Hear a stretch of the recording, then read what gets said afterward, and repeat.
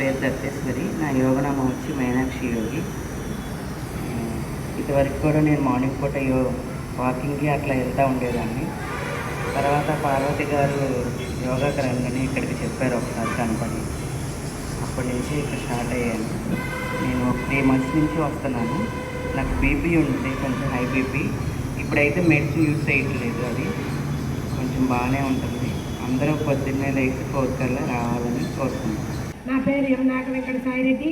నా యోగనామం పురాణం యోగి. నేను 914వ శిక్షణ శిబిరంకి వచ్చాను.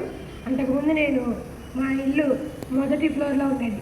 అది నేను ఒక 5 times కన్నా ఎక్కువ ఎక్కేవాడినే కాదు. ఇప్పుడు మా మమ్మీ ఎన్నిసార్లు చెప్తే అన్నిసార్లు ఎక్కి దిగగలుగుతున్నాను.